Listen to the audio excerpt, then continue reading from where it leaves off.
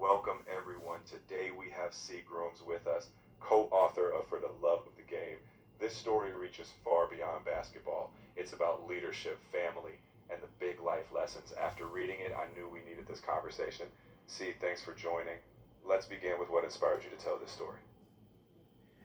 When we decided to put the book together, myself and Bobby May, we had to we had to take a real deep look, insight into our life, like what we've been through. We wanted to, we didn't want this to just be about, a basketball book. Like it wasn't just that. It was more than that. You're right, it's layered. So when you looked inside, what was one deeper life theme you knew had to anchor the narrative beyond the game itself? Just the life lessons that you learn, being on the AAU circuit, dealing with coaches, the lifelong friendships that you end up of having, with people over time. Basketball is a culture. It's not just playing a game. You see it today. It's more elevated today. You see people that have known each other, 15, 20 years and they're only 21 years old. Like this is the type of thing that AAU culture actually fosters. So we wanted to touch on that in the book, but in our And own those way. bonds really show in the Right. characters' journeys. Now, when it came to the theme of accountability, one you highlight, what did you want young readers or even coaches to take away from that? The accountability piece was huge. It was more along the lines of, look, we do different things. As a player, we are bound by a set of boundaries and rules that we're supposed to follow. There's teamwork, there's sportsmanship, solidarity, uh, looking out for more than just yourself. It has to be something bigger than you. That what you're playing for. So that's for the player accountability. As far as coaches is concerned, it's bigger than X's and O's. Like you're talking about people's lives and what they expect from you, the mentorship, being there for them. Sometimes, you are their family. Even if they have a mother and father at home, you still are that solid person that's in their life. Like they're going to need you for that. So that's what the accountability is really about. It's really about support system and do you honor it? That's a powerful take, and it's clear the book isn't just about the court, it's about those bigger life roles. Let's dig into that even more. When the characters face setbacks, like that scandal, what did you want readers to understand about resilience? Resilience comes in many forms. It could either make you stronger or it could break you. That's a great point. It's bigger than talent, it's about character. I appreciate that. So, building on that sense of community, when you and Bobby May set out to write this, how did you two hold each other accountable to ensure the story hit the right notes? Well, what we had to do first and foremost is just recall the actual memories that we were reflecting on, because everything that was written about in the book is a, first person account.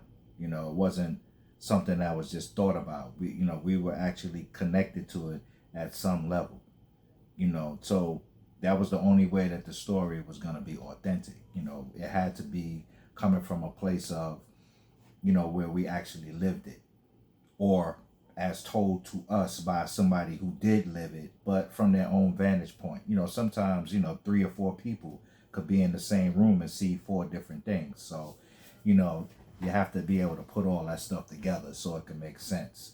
So, we were able to do that because, we do have, a lifelong brotherhood. He's more like family.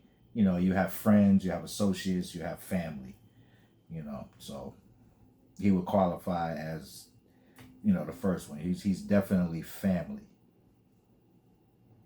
That lifelong bond really shaped the heart of the book. I appreciate how you brought those layers together. What aspect of the journey from AAU to life after basketball do you feel readers often overlook, but you really wanted to highlight? I wanted to highlight the relationships. There were relationships in the book, coach to player, players with their families, or the girlfriends. There's a lot of things when you make a sacrifice in this culture to want to be the best at whatever you want to be, whether it's a coach or a player or anything of that magnitude.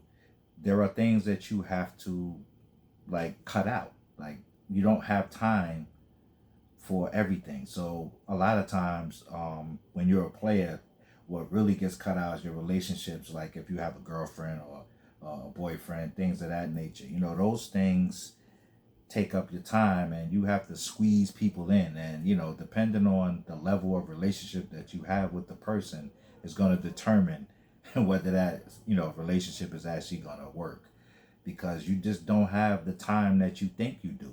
You know, you got to be able to eat, you got to be able to sleep, you got practice, you got school, you got other commitments in relation, to the game. So if you're trying to get to the next level, your time is very limited. Especially between the months of October to April. And now, the way that basketball has stretched out, it's really becoming a year-round thing.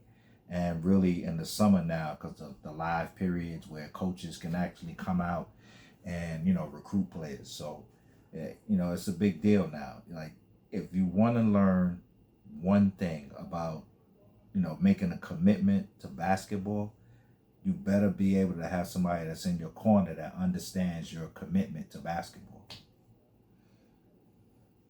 That's an honest reality. You're showing them that commitment is not just on the court, it's in every part of life. Yeah, Let's keep. absolutely. It's up to you, the individual, to make the change, for you to be able to go left or go right or go straight. It's always going to be on your shoulders, the accountability piece. Now, the support that you get for the decisions that you make, that is where it becomes a very important decision. That's a theme that's throughout the book. You always gonna have to make a decision, and you know what? That's what our lives were back then. So we had to make sure that each time that we made a decision, it was gonna be the right decision. Because back then, when we were coming up, it was, you wanted to make it home.